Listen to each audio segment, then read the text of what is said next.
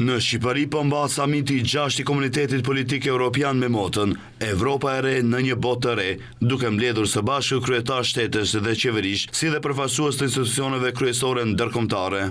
Kryeministri i Shqipërisë Edi Rama, i pozicionuar në sheshin Skënderbeu, i ka pritur me radhë të gjithë liderët evropian, që të gjitha, që nga presidenti i Turqisë deri te ai i Francës dhe krerët më të lartë të BE-s kanë shtrënguar duart me kreun e qeverisë shqiptare, përpara se të zhvendoseshin në sallën e operës dhe baletit, ku mba ceremonia hapëse për punimet e këtij samiti. Surpriza para nisjes së samitit evropian në Tiranë ishte video krijuar me inteligjencë artificiale, ku liderët evropian të shndruar në bebe përshëndesin në gjuhën e tyre Shqipërinë si vendi mikpritës. Kjo ide e veçantë e organizatorëve të samitit ka shkaktuar të qeshura mes pjesëmarrësve, ku ka spikatur kryeministra italiane Giorgia Meloni, e cila e ka përcjell me të qeshur të gjithë shfaqjen e përshëndetjeve të fëmijëve, lider evropian. Të qeshura ka shkaktuar përshëndetja e bebit Erdogan, Macron dhe në fund Rama si mikpritës i samitit.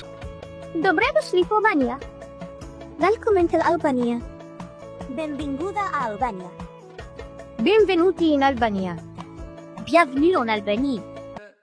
Fillimisht, liderët u mlodhën në një seancë plenare dedikuar sigurisë dhe një vizion të përbashkët për të armën e Evropës. Më pas u zhvilluan 3 tryeza të nivelit të lartë mbi temat: siguria e Evropës dhe qëndrueshmëria demokratike, konkurrueshmëria dhe siguria ekonomike, përfshi sfidat e lëvizshmërisë dhe fuqizimi të rinjve. Përveç liderë të vendeve evropiane si dhe udhëheqës të institucioneve të BE-s dhe përfaqësues të NATO-s, OSBE-s dhe Këshillit të Evropës, në samit marrin pjesë edhe liderë të rajonit, si presidenti e Kosovës Vjosa Osmani, kryesuesja e presidencës së Bosnjë e Hercegovinës Žegla Cvijanović, presidenti i Malit të Zi Jakov Milatović, kryeministri i Maqedonisë së Veriut Hristijan Miskovski dhe presidenti i Serbisë Aleksandar Vučić. Samiti përfundon me konferencë për media nga kryeministri i Shqipërisë Edi Rama dhe kryeministri e Danimarkës Mette Frederiksen, vendi i së cilës do të pres vitin e ardhshëm samitin e Komunitetit Politik Evropian.